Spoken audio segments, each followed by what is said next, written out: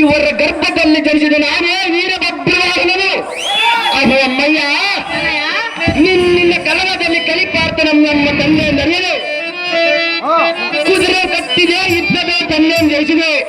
ಅಹೋ ಅಮ್ಮಯ್ಯ, ಇದನ್ನರಿತ ಶ್ರೀಕೃಷ್ಣನಿಂದ ನಾನು ಪಾರ್ಥನ ಮಗನೆಂಬ ವಾರ್ತೆಯನ್ನು ತಿಳಿದು ನನ್ನ ಅಪರಾಧ ಜನಿಸಿಯಲ್ಲಿ ತಂದೆ ಬೇಡಿದೆ.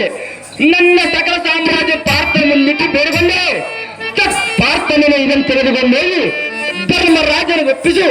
ಅಹೋ ಜನನಿ, ನಂದನ ನಿಮ್ಮೆಲ್ಲರ ಕಡೆಯಿಂದ ಆಶೀರ್ವಾದ ಪಡೆದುಕೊಂಡು ಜಾಗ್ರತೆಯಿಂದ ನನಗೆ ಬೆಂಬಲವಾಗಿ ಬರಬೇಕೆಂದು ಆಜ್ಞೆ ಮಾಡಿ ಕಳಿಸಿರೋ ಮಾತೆ ನೀವು